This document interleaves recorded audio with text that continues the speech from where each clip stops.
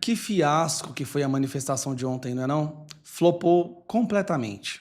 Foi uma demonstração de fraqueza e comprovou que realmente a anistia não é uma pauta popular e que ninguém se importa com isso. Essa seria a minha opinião se eu fosse uma dessas pessoas que se desinforma única e exclusivamente pela imprensa brasileira. O que só mostra o desespero deles em impedir que essa anistia aconteça e tentar desmerecer a força de mobilização que a direita e o Bolsonaro têm. Ontem a imprensa perdeu as estribeiras. Alguns exemplos. Ato de Bolsonaro pró-anistia reúne 44,8 mil na Paulista, aponta monitor da USP. Se veio da USP, então com certeza a gente tem que acreditar.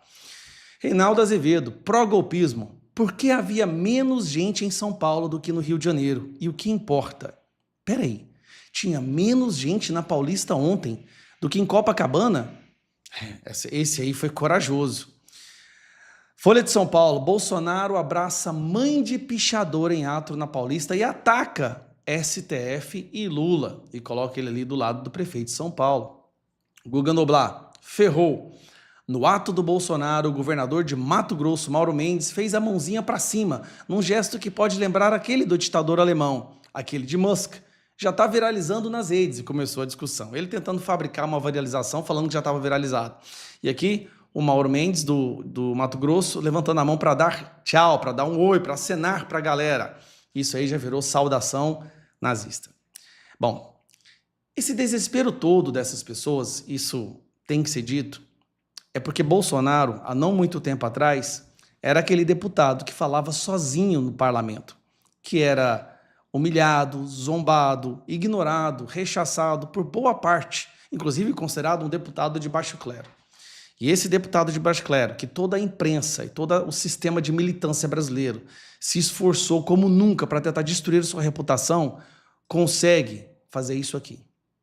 De novo, aquele que estava sempre sozinho, hoje consegue levar milhões e milhões de pessoas num domingo para qualquer lugar do Brasil que ele fizer uma convocação.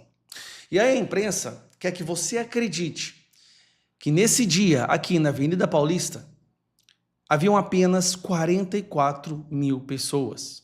Uma Paulista quase que completamente lotada, tinha apenas 44 mil pessoas. Por que esse esforço descomunal? Para que brigar com as imagens? Para que brigar com os vídeos? Por que essa insistência em subestimar a inteligência das pessoas? Tinha até um pichuleco, dessa vez é um ovo, como vocês podem ver, vestido de toga, com uma coroa, escrito Supremo Tirano Federal, fora Moraes. Esse pichuleque aí devia ter aproximadamente uns 10 metros de altura, eu acredito, um pouco mais talvez.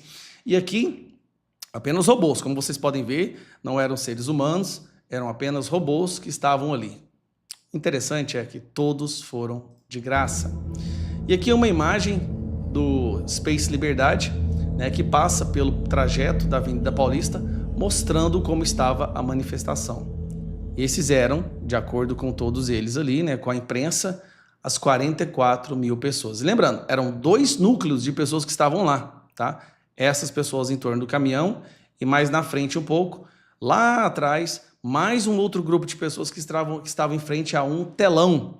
Ou seja, muito mais pessoas do que eles gostariam de admitir. Bom, aqui para mim foi um dos melhores trechos da manifestação de ontem. Para mim, eu como fui professor de inglês durante 20 e tantos anos, eu adorei esse trecho, que é o Bolsonaro mandando um recado em inglês para o mundo inteiro ouvir. Vamos ouvir. Popcorn and ice cream sellers sentenced for coup d'etat in Brasil. Pipoqueiro e vendedores de sorvete condenados por golpe de Estado no Brasil. Isso aqui para mim foi o auge da manifestação, essa parte. Bolsonaro lendo inglês, para mim foi uma das partes que eu mais gostei. E aqui tem mais imagens da manifestação, que eles alegam que tinha apenas 44 mil pessoas. Aí eu pergunto, por que essa insistência em brigar com as imagens? Porque eles estão colocando todas as fichas para impedir que essa anistia seja pautada. E eu disse, porque ela é uma vitória que vai muito além de acabar com o sofrimento e acabar com essa injustiça que está sendo cometida contra centenas de famílias brasileiras. Milhares, na verdade, porque não estamos falando só dos condenados, tem aqueles que não foram condenados ainda, aqueles que tiveram que fugir do Brasil. Essa anistia seria o primeiro passo para resgatar a normalidade jurídica no nosso país. Seria o primeiro passo para desmoralizar essa ditadura da toga que se instaurou na nossa nação.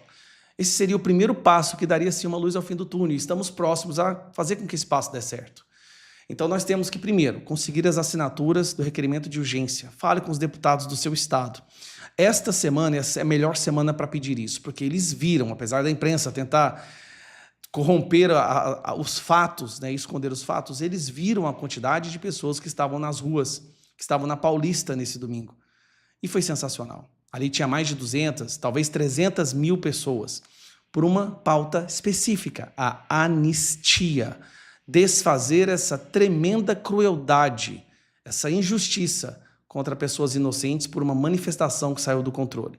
Se essa mesma régua for ser usada com as manifestações da esquerda, em breve não sobraria nenhum militante da esquerda nas ruas, porque eles sim quebram, depredam, violentam, destroem, mas do lado de lá é democracia. Bom, por mais que eles tentem esconder, Lindbergh falando que foi um fiasco, nós sabemos a verdade. Foi um tremendo sucesso. Lembrando, o líder que convocou essa manifestação é réu para ser preso, é condenado constantemente pela imprensa, é perseguido, não pode falar, pode ser preso a qualquer momento e mesmo assim a população brasileira prefere estar do lado dele do que daqueles que se dizem os salvadores da democracia. Um abraço.